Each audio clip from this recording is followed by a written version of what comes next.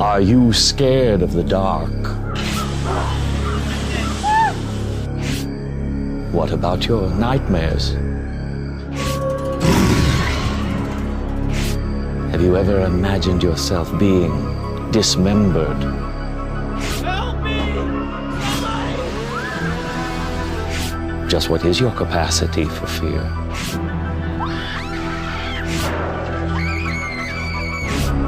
I think it's time we find out. I am Albert Kane, and I am the caretaker. Tonight you will be my very special guest for the most intense night of terror on Earth. Universal's Halloween Horror Nights. Join me on a journey through your fears as I transform Universal's Islands of Adventure into one disturbing nightmare after another. Your time has come.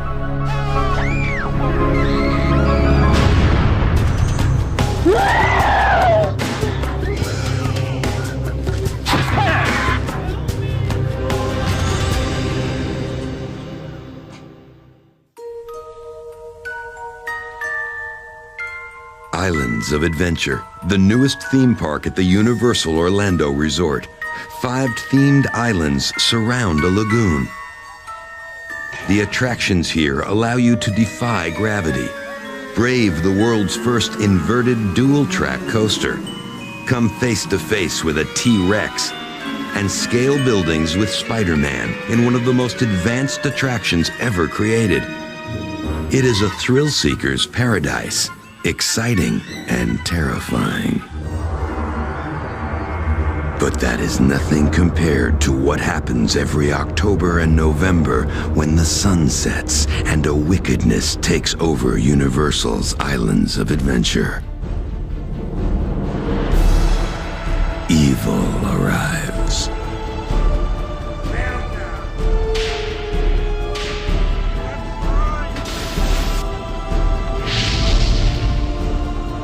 No one is safe as up to 600 ghoulish monsters overrun the park, torturing the innocent souls who dare to enter.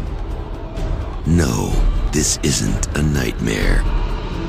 It is Halloween Horror Nights, a special ticket event that takes place after theme park hours. Victims run, victims hide, but there is no escape. 5 ghastly haunted mazes tempt the naive. Inside, these victims are marionettes at the mercy of the mad minds of Universal's puppeteers.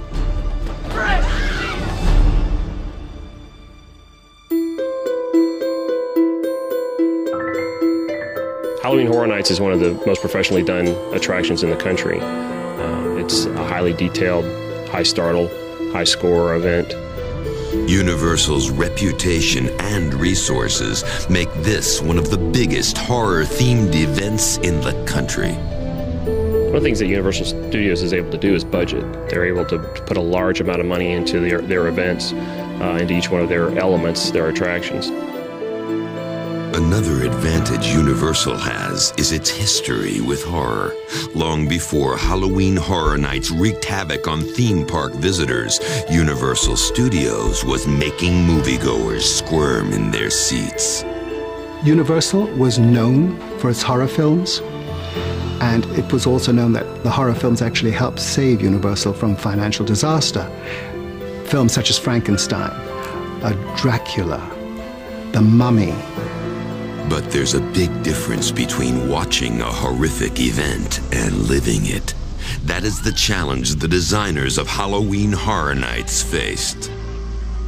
Everything has to connect, so when a guest walks into that space, they feel like they've been transported to this kind of fantasy horror environment, that they can believe that for that split second that they are real monsters and they're going to come actually and interact with me. Of course, it doesn't hurt that their backdrop is a world-renowned theme park famous for its stomach-in-your-throat coasters. Islands of Adventure was a park designed around thrills and thrill rides. And Halloween Horror Nights, the event itself, is all about thrills and chills. Haunted house gives you the opportunity to experience what would happen to you in a violent situation safely. So that same target market that wants to go to a haunted house also wants to ride the roller coasters.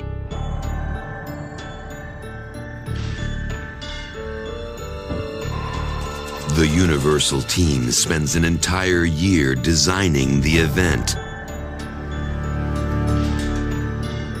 And there are plenty of scares here to freak out even self-proclaimed tough guys.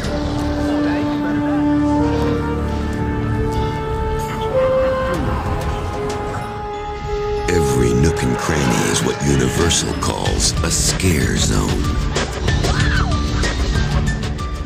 But it is the 5 haunted mazes that draw thousands of would-be victims each night. A haunted maze is an experience that is a series of different types of scenes that you go through. We use the term maze because it is a maze. We don't want people to ever feel like they know which way to turn, which way to go. And one of the ways Universal makes the mazes believable is by developing a story. Some of the mistakes that we've come across over the years developing Halloween is taking the guest and not giving them the credit that they deserve. A theme is very, very important to the guest. They want to know why this maze is here, why this room is filled with bodies, why this creature is coming after me. Each maze is created around a core scare, which takes a basic human fear, like fear of the dark or fear of bugs, and magnifies it. This theory works. After all, everyone's afraid of something. Fear is something that is genetic, and everyone is afraid of certain things. But fear is also learned. So, Universal asks the ultimate question: what are you afraid of? Be careful how you answer, because they'll figure out a way to make it 10 times worse than your imagination.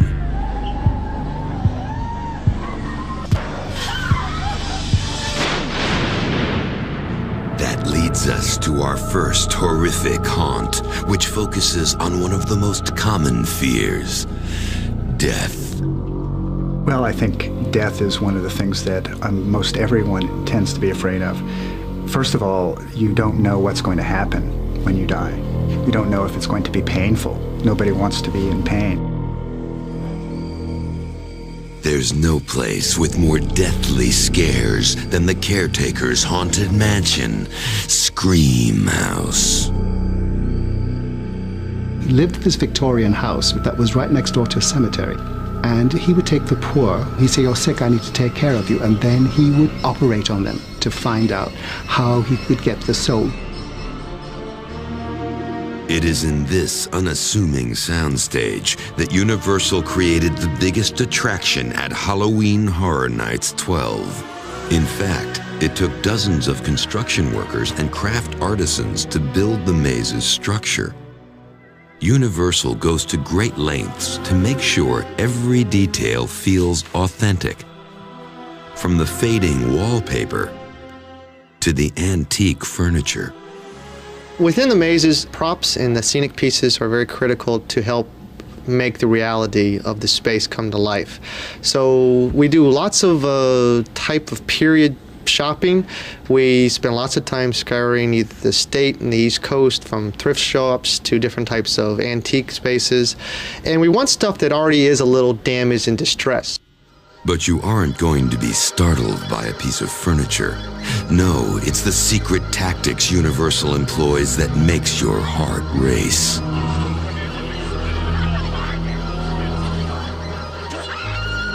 Scare tactics for what we do here at Halloween Horror Nights are something that as designers we keep very close to us. It's almost like the magician giving away the secret of how he pulls the rabbit out of the hat. 2 types of scare tactics are special effects and scaracters, who are actors hired by Universal to give you the fright of your life. Our cameras got to go behind the scenes of Screamhouse to find out how they used these and other scare tactics like misdirection and distraction. Some of our scares are about distraction. The scare actor here will fire this foot pedal, lets off that scream, and then another pedal here will activate a hydraulic guide.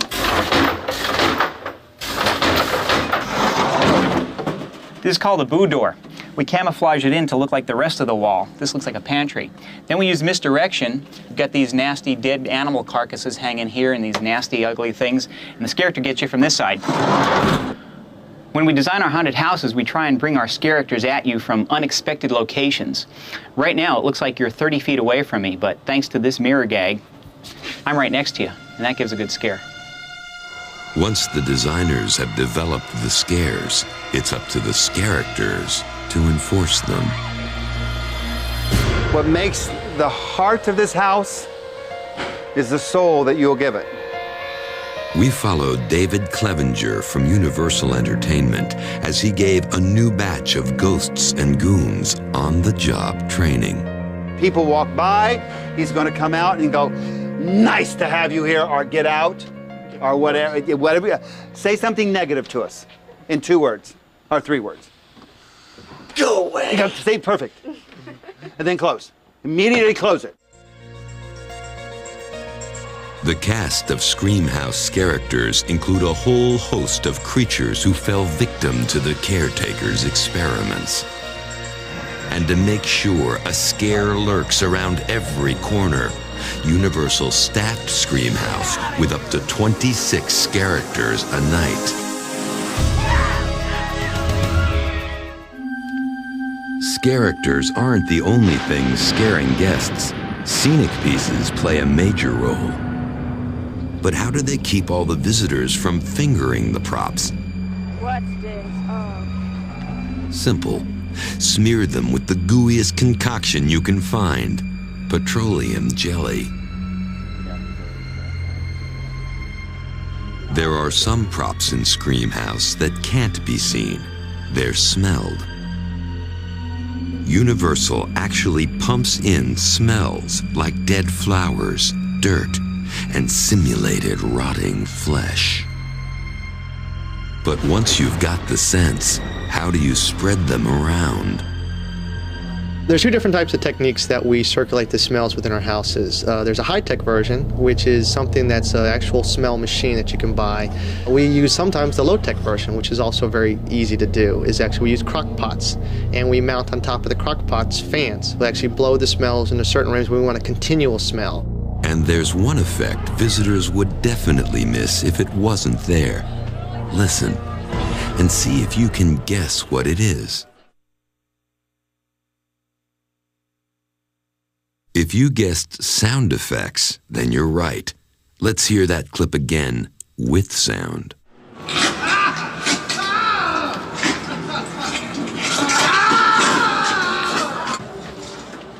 Sound effects and music play a major role in any maze. In fact, it takes an entire room worth of equipment to keep Screamhouse, well, screaming.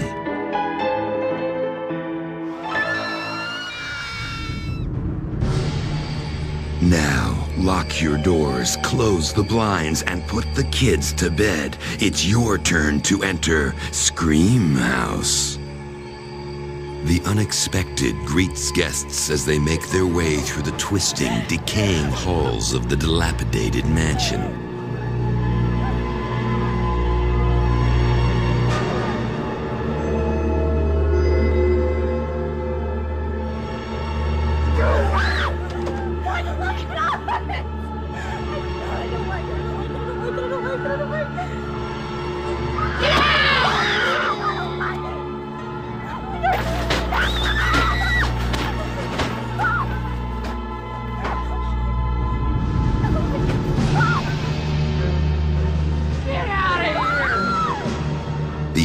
Souls who fell victim to the caretakers' maniacal experiments take revenge on the innocent.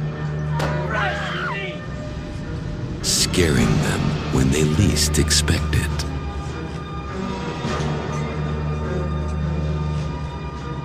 Help me!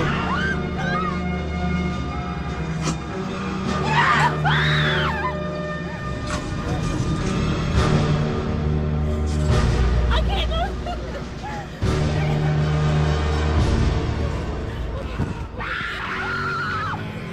Body bags holding the not-so-fortunate and other obstructions block visitors as they try to escape their doomed fate.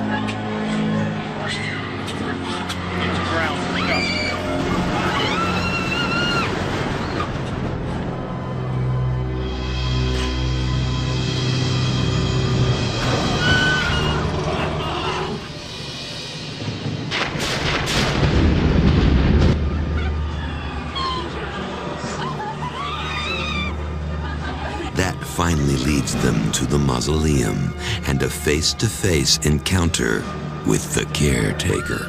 Your time has come.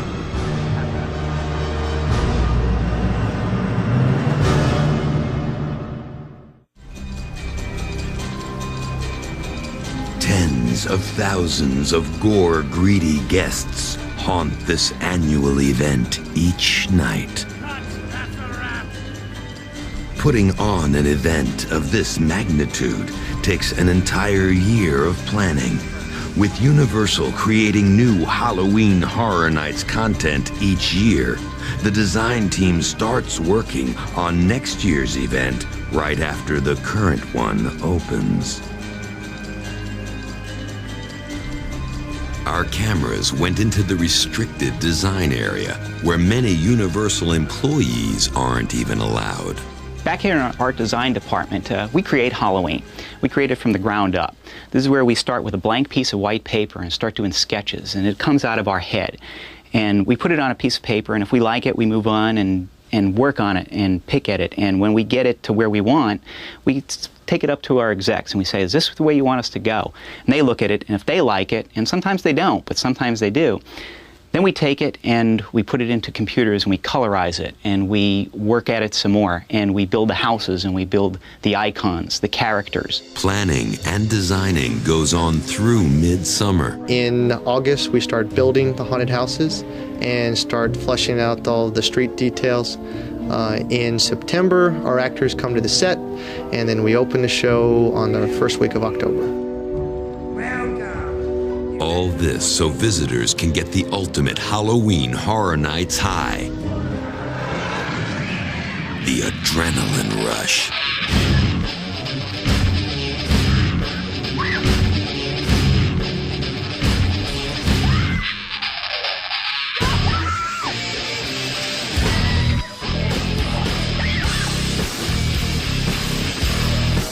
I think the event is successful because of the rush that people get from attending it. We get people who are looking for that adrenaline rush. People like to be scared because it releases the adrenaline into the system, and this causes excitement. In fact, part of being alive is having that sort of chemical in your system. So, how does Universal turn a happy-go-lucky theme park by day into a land of terror by night? It takes us all of about 2 hours to do it, and it's an army of people, and they're choreographed to the point where everybody knows what they have to do in a certain period of time. It's almost like a ballet, that's how it happens. One of the lands that gets this twisted facelift is Marvel Superhero Island. By day, this Islands of Adventure land is home to superheroes, where mild-mannered people are safe to roam the streets. By night, good has been crushed. The villains have won, and humans are in danger. This land morphs into Island Under Siege. Carnage, which is the master villain of our island, basically is the master of the space. He's basically turned the whole island into kind of chaotic space. Overturned cars, smoke and fire. And and mangled villains make Marvel Superhero Island feel like nothing short of a theme park war zone. Amongst the rubble and rampage of Island Under Siege is one of the event's 5 mazes, Maximum Carnage. You have to navigate through this kind of barbed wire experience with gamma radiation and toxic chemicals, target practice with laser beams, and all the while these evil henchmen and supervillains chasing you, wanting to capture you and make you part of their evil clan. Maximum Carnage is an interesting attraction. There's a lot of actors popping out of nowhere. It's different from the other attractions, which is always good. A run through Maximum Carnage can be very threatening and make you feel out of control. Or at least that's how the Universal designers want you to feel. Maximum Carnage, the core scare, is all about threatening environments. It's about being out of control. So how did they create an atmosphere that appears to be threatening while keeping it safe? It's all about the high-tech toys. Basically, one of the scares we use in all the houses are these pneumatic devices. They're handed to the character, and as the guests walk through, they're frightened by the sound. And if that doesn't scare them, that will. This is the vortex, or the tunnel. It's a lightweight cylindrical device that spins around a bridge as you're walking through it. It's basically backlit to give a disorienting effect that makes you kind of want to grab onto the rails because you're not sure of the motion that's going through.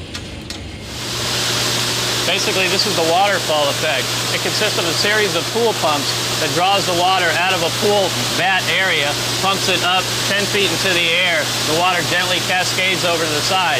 We accent this with lighting effects to give it more disorienting of effect, and then we scare from opposite directions for full effect. So what's it like to take a trip through Maximum Carnage? Now it's your turn to find out.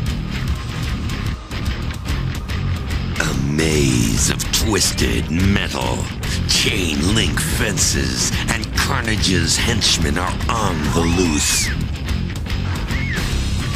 The music is deafening. The lights are blinding as you trudge through pools of toxic waste.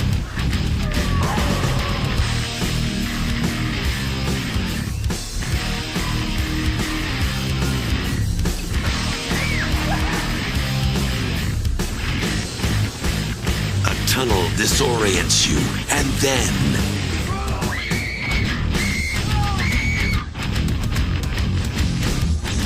finally you enter the nuclear reactor room.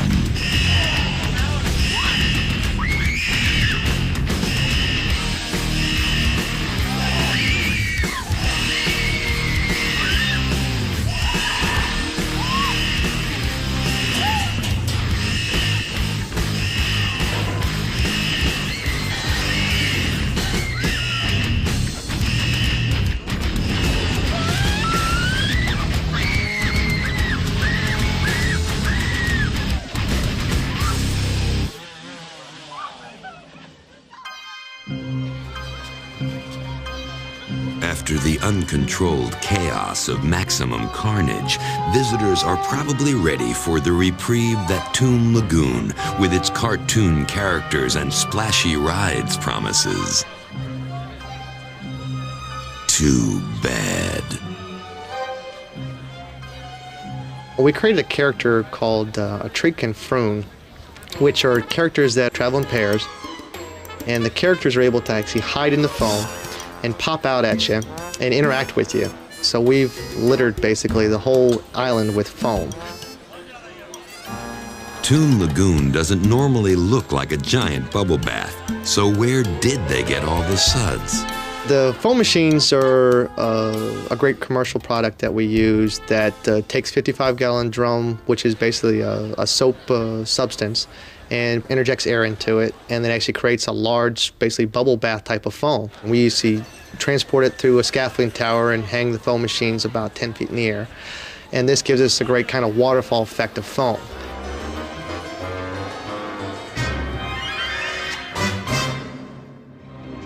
It's not all fun and games at this event. While multitudes of guests might mean mega success for Universal, it also creates a few challenges for the designers. The problems with any type of an event this large are capacity. You have to be able to design a haunted house that can take a lot of people. Otherwise, you couldn't handle the event. The people would riot in line after waiting 4 hours to go through a 15-minute experience. The greatest challenge that we face here is the large capacities of guests that come to our event. So for us, our biggest challenge is how do we still make it singular within the large amount of people that come and experience us. So we have to do that very strategically through the design, through the layout, for how we actually able to split the groups up away from their safety and their security. There is no safety or security when it comes to the prehistoric creatures in Universal's Jurassic Park. We took the theme that follows the movies, which is where the dinosaurs have gotten out of their existing cages and now roaming the island free. And free they are. Packs of velociraptors stalk their unsuspecting prey, humans. Mutant half-men, half-dinosaurs are the hideous victims of a scientific experiment gone terribly wrong. Buried in the middle of this prehistoric predator's playground is Evolution, an outdoor haunted maze. Evolution is a fun event. The Triceratops that you see asleep in the beginning and then basically gutted at the end was really a nice touch. The Universal designers used an existing attraction called Triceratops Discovery Trail to create this haunted maze. Our Triceratops animatronic in Discovery Trail isn't very threatening. It's not very scary. So what we did to remedy this is we built this stockade around here and we busted up all these big holes through here to make it look as though something violent and terrifying happened in here. Then to try and get heavy, quick movement inside, we have high-powered strobes placed around the stockade. And as they fire quickly, it makes it appear as though this animal is moving very quickly. Then, of course, we have a busted up, bloodied up Dr. Burton who comes right at you at this hole. Then later on, you'll see another animatronic of Dr. Burton after he's met his demise. We wanted to show the terror and the horror of some of these half-dino, half-human creatures that Dr. Burton created in his genetics labs. So we got a prop from the movie Lost World, which we had in our warehouses here at Universal Studios, and we made it look as though it was ripped right out of the animal, as though it got torn right out, spinal cord and all. And the interesting thing is, our prop builders just used AB foam for all of this goo and gore, the same kind of insulation foam you'd find in any hardware store. Are you ready to come face to face with a velociraptor? Then it's time to enter Evolution.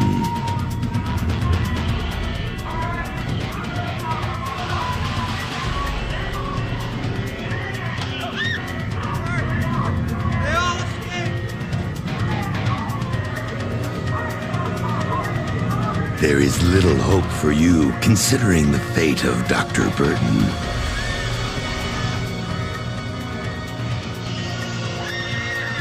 This trek through the jungle will bring you face to face with mutant creatures you've never even imagined.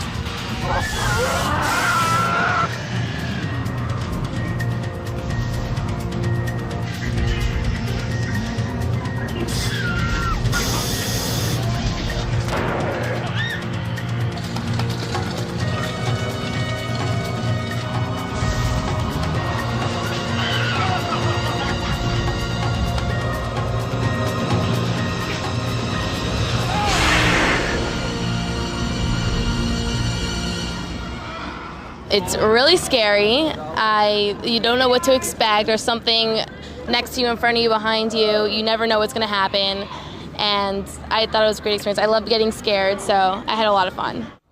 If marauding dinosaurs aren't disturbing enough, these performers look like they just stepped out of a sideshow. They are known simply as the Freaks.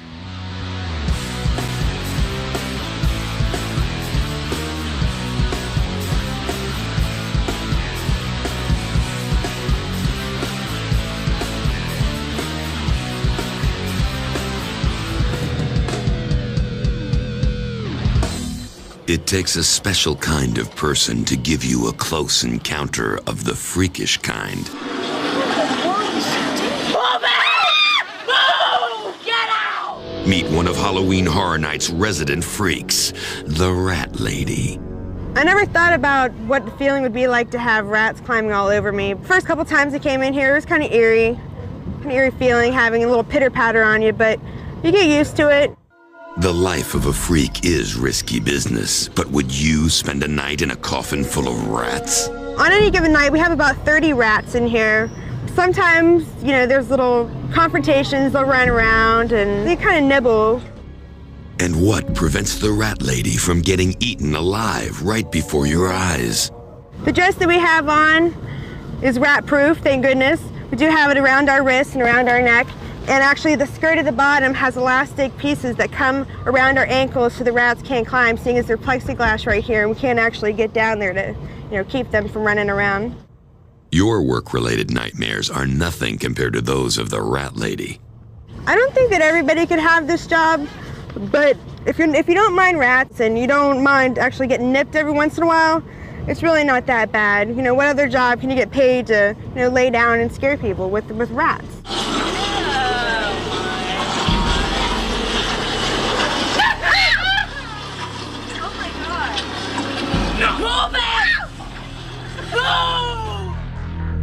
If that's not enough, then the sideshow outside of maximum carnage will shock some and make most queasy. He's half man, half lizard, and 100% gross. Meet Lizard Man.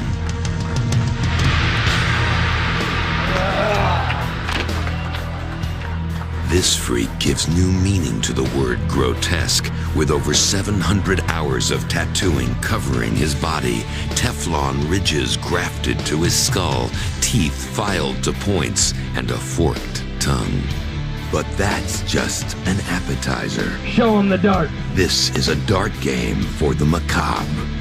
Oh, And lifting weights never looked so repulsive. If these freaks' vulgar displays of human mutilation and sideshow stunts don't give you nightmares, it is sure to cause a loss of appetite.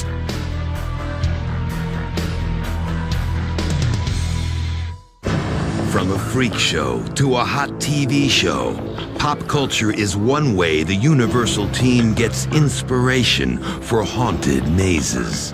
When we start developing Halloween, one of the things that we do is we take a look at what society is scared of. What's the newest trend? A good example this year is reality-based. That brings us to our last maze, Fear Factor, which was based on the reality TV series of the same name. The brand Fear Factor is synonymous with gross, nasty, yucky, slimy elements. So we took all of those elements and said, let's put them in a maze, turn the lights out, and then have them navigate it in the complete darkness. Fear Factor puts the creepy, crawly, gross, and gooey in a darkened maze.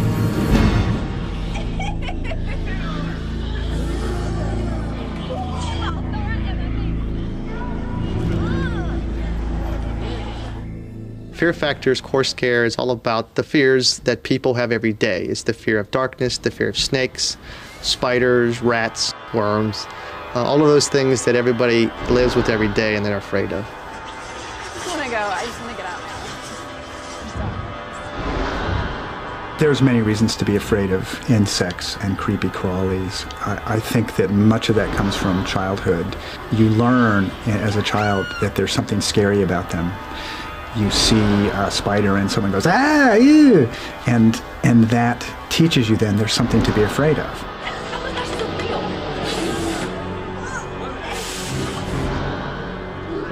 So how did Universal take this cauldron of fears and brew them up to create a haunted maze? We're here in the worm room, and As you can see, what we've done is taken these lengths of rope, put gummy worms on, fishing lures, we've got these little snakes, and in the dark, these are going to feel like real worms, which are really going to play on people's fears. You're going to be walking through here and getting these gooey things on you. It'll really mess with people's minds.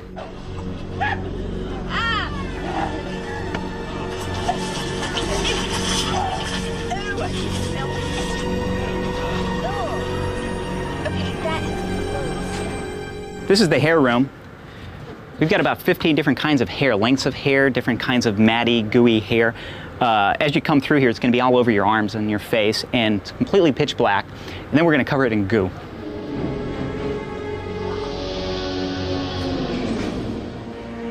I'm backstage with one of our special effects here. This is the shock drop bridge. As people come through, a scare actor will be hitting this foot pedal, dropping that bridge 2 inches into complete darkness.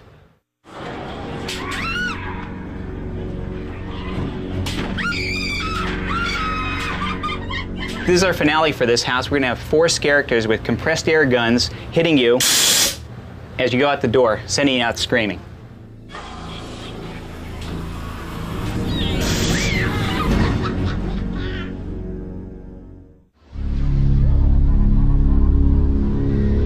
To instill fear in park guests, Universal employs approximately 600 characters who make it a perilous adventure for those who brave the event. One of the star's characters of Halloween Horror Nights 12 looks like he could have popped out of the pages of a novel. Meet Nightmare. This menacing monster was the brainchild of the Universal Dream Team. But how do they turn an idea for a monster into the real deal? First, the concept is drawn as a pencil sketch. Then that drawing is transformed into a computer color rendering. From the color rendering, a small statue called a maquette is constructed. The prosthetics lab and costuming department then create the life-size costume. One of the most integral parts of Nightmare and many other characters is the mask. Making these synthetic disguises is practically a work of art. The staff that I have making everything for Halloween Horror Nights is generally a staff of about 20 people at this point. They're all extremely skilled makeup artists with skills ranging from sculpting, mold making, painting. And here's an eye-opener. They have to create multiple masks for one character. We might have to make 15 of the same mask because they're in different areas of a haunted house or they're in shifts. So it's not that we just make a mask and it's one person. The caretaker, the icon for Halloween Horror Nights 12, doesn't wear a mask. His look is created with makeup. Our cameras rolled as makeup artist Jonah Levy took actor Bryce Ward from normal guy to creepy goon, a process that takes up to 2 hours.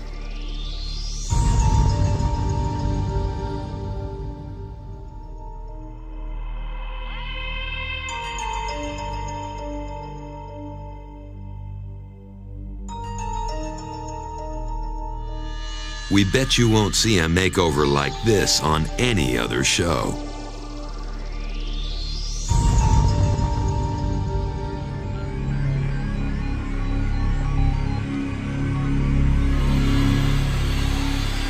In the character hierarchy, the event icon is certainly at the top of the food chain.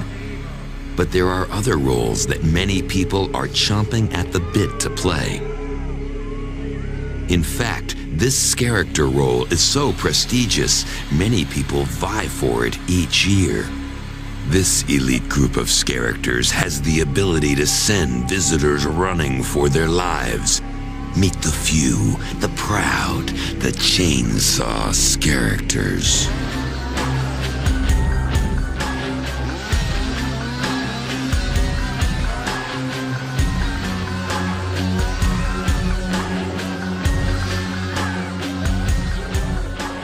When I I scare people, the adrenaline just builds up inside of me, and it just gives me a sense of excitement and enthusiasm that I'm doing my job right and doing the right thing and just having a lot of fun out there. The easiest scare, and probably the most effective scare even today, is the chainsaw. It's the noise, it's the vibration, it's the fact that it's handheld, so it's mobile, and they are absolutely the most effective scare. If chainsaw-wielding psychos don't make you wet your pants, perhaps a trip back to your childhood will.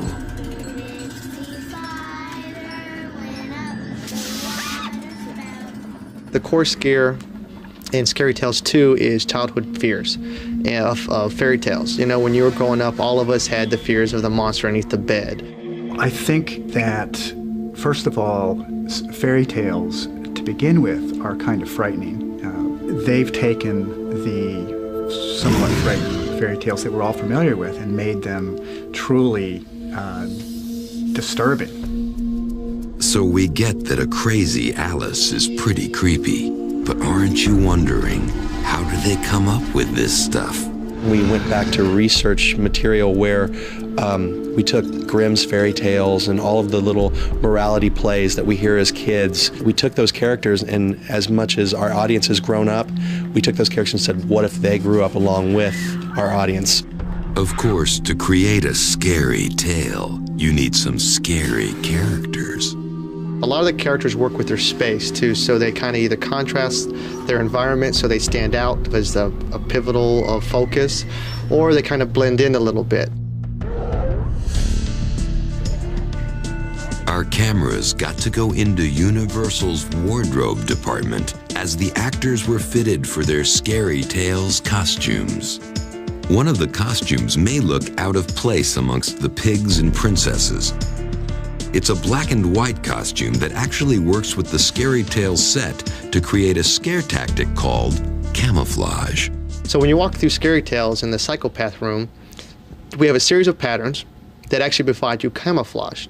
And we've dressed the character in this space that looks exactly like the wall. You feel that the wall can't attack me, it's very safe. And suddenly for a split second, you realize that you do have somebody in your space, but you can't focus on them because of the strobes, and now we've been able to scare you. Are you beginning to feel like Alice after she followed the white rabbit into a world of bizarre creatures? Not yet? Then it's your turn to enter Scary Tales 2.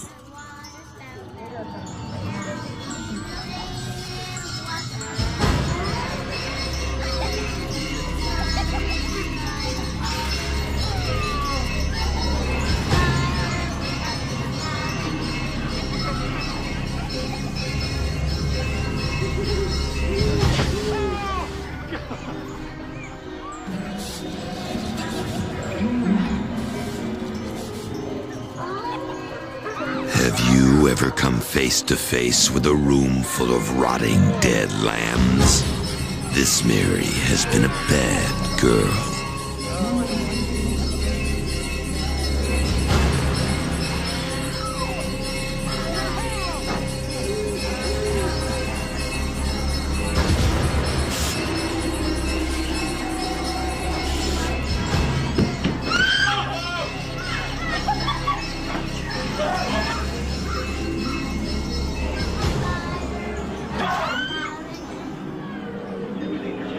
It seems this grandma didn't get eaten by the wolf.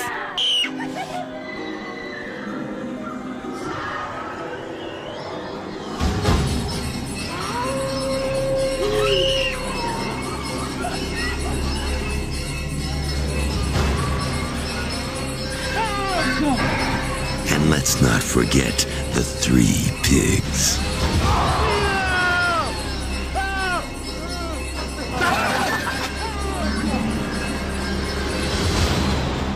My favorite haunted house was Scary Tales because it couldn't see what was happening, and the people were in it were like really like energetic and like scary, and they jumped out at you from all different corners, and yeah, and somebody would get scared like right in front of you, and then you'd walk by and they'd scare you and still be scared. Some of the attendees of Universal Orlando's Halloween Horror Nights are die-hard fans that take Halloween very, very seriously. I'm a Halloween Horror Nights fanatic. I track it all year on the computer. I look at different websites to try to find out as early as possible what the new logo is going to be. I collect shirts, hats, pins, buttons, shot glasses, ashtrays. I have shirts from every year. I have at least, I think I have 40 shirts. I have almost anything you could want from Halloween Horror Nights, I probably have it. So what can these fans and others expect to see at future Halloween Horror Nights? The future for Halloween Horror Nights is very big, I think. This is an event that started with one weekend at Universal Studios Florida, our first theme park here in Florida, and we've now moved it to Islands of Adventure.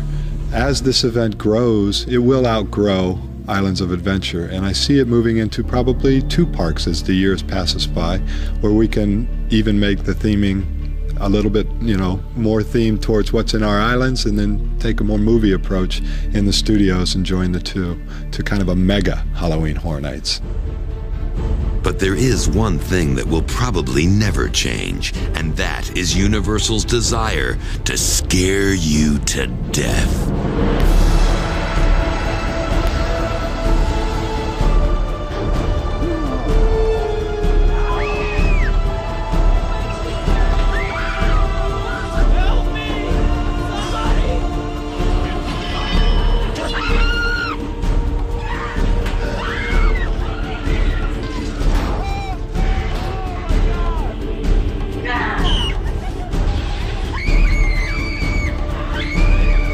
One of the best things a guest can tell you, a compliment we love to hear is, well, I'm scared, totally out of my wits.